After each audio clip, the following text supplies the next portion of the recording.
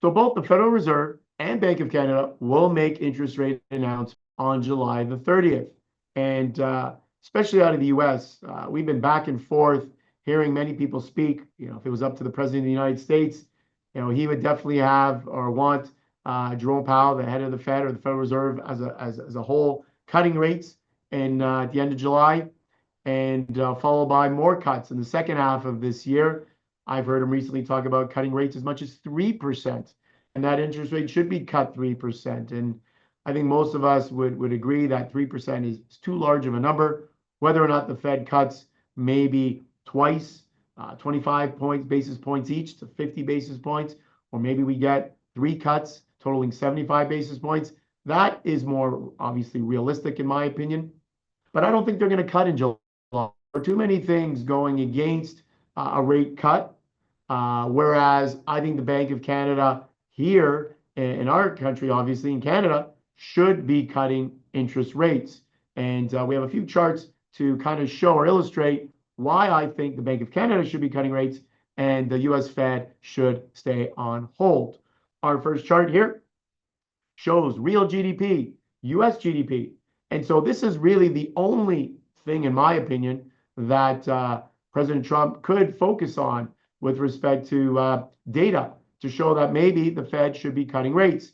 As you can see here, Q1 GDP was a negative number, negative 0.5%.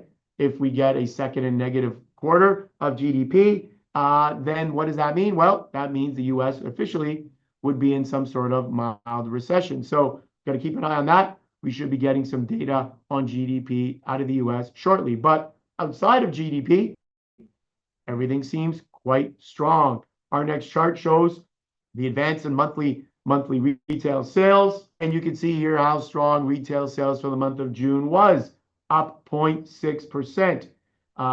Following a weaker May, June was a very strong number. And if you look at the right-hand side of the chart, which is the percent change in retail and food services from the previous month, you can see just how strong June was. So very strong number in June, which tells me that obviously the consumer is very strong and doing quite well. And we know the consumer makes up most of the U.S. economy. Let's look at jobs. Jobs in the U.S. Our next chart, our next illustration, there it is. In the month of June, 147,000 jobs created.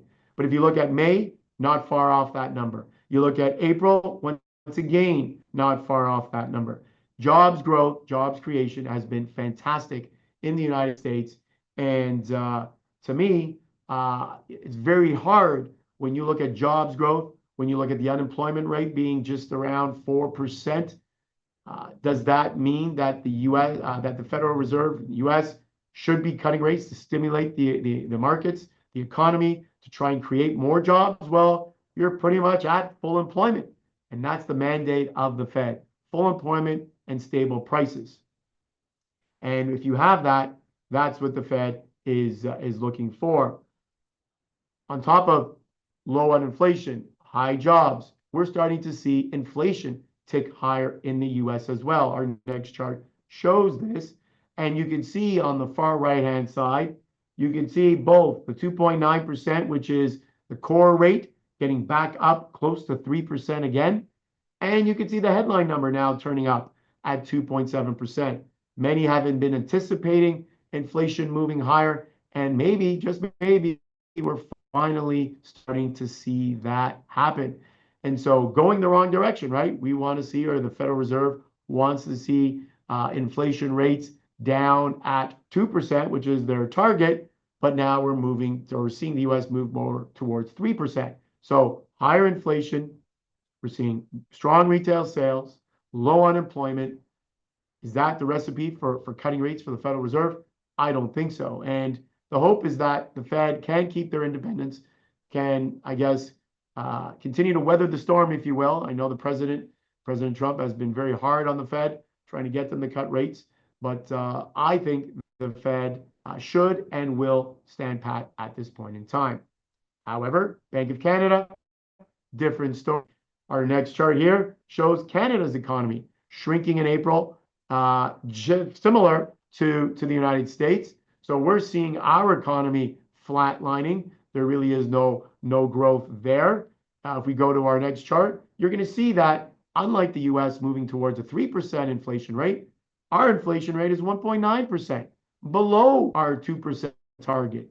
So my question to the Bank of Canada would be, what are you waiting for? Why aren't you cutting interest rates to help stimulate this economy while Canada is having to deal with higher costs and tariffs? I just don't understand why the Bank of Canada doesn't cut rates. Now, I understand that we did have a strong jobs number this past month, over 80,000 jobs created, but a lot of those jobs were self-employed jobs, almost half of them. Not to say that those are bad jobs, but a lot of people today, unfortunately, leave their job that they're working for a business, for a larger business. They either get laid off or leave their job and they become consultants or they run their own small businesses. And that's great. But that's where most of those jobs came from. We know that big business is unfortunately laying off a lot of individuals.